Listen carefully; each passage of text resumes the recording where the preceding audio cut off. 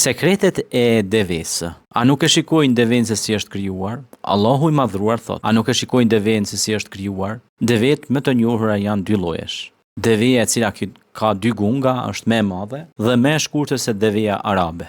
Deveja arabe që ka një gungë dhe është kafshë dobishme, e veçanërisht për beduinët e Ndacak. Deveja është bërë e famshme për durimin dhe rezistencën e saj ndaj punëve të vështira dhe për shkimin e sipërfaqeve shkretinore duke i rezistuar urisë dhe etjes.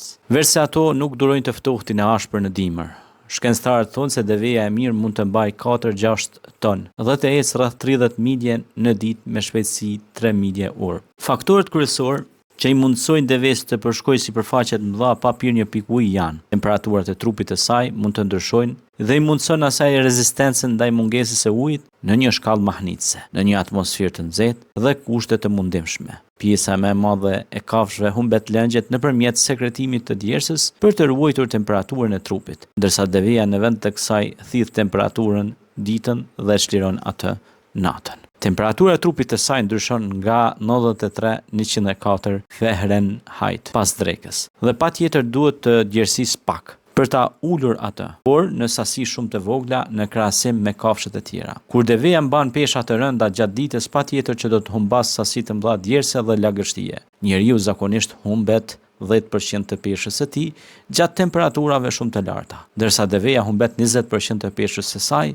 pa humbur asgjë nga fuqia e saj. Allahu i madhruar i dhuroi kësaj kafshë një lloj të veçantë. Ajo humbet pak lëngje në enët e gjakut, kur nuk pin ujë në disa ditë të njëpasnjëshme. Pa ujë, gjaku i njeriu dhe i kafshëve të tjera bëhet i trash, asa nuk mund të shpërndahet në qarkullimin e gjakut. Rruzat e kuqe të gjakut tek deveja janë vezake dhe jo të rrumbullakta dhe përmbajnë sasi sodiumi dhe potasiumi, prej mrekullive të krijimit të devesë. Në përbërjen e këmbëve të deves ka një jastek të rrumbullak të sfungjert që ndihmon të ecë në rërë. Të ngjashëm me këto jastak ndodhen gjenden edhe mbi dy gjunjët e përparme, 2 mbi kofshat e këmbëve të prapme dhe një i madh në fund të gjoksit që quhet krahërori thorax. Në stomakun e deves nuk ka kufindarës dhe 2 dhomat e stomakut kanë xhepa të vegjël dhe të shumtë, të cilat mund t'i hap dhe t'i mbyll duke t'kurrur inde muskulore të veçanta. Ajo mund të depozitojë sasi të mëdha uji në këto xhepa dhe kështu qëndron një kohë të gjatë në udhtim pa pirë ujë apo ndjer etje dhe duke ushqyer me farra, barishte,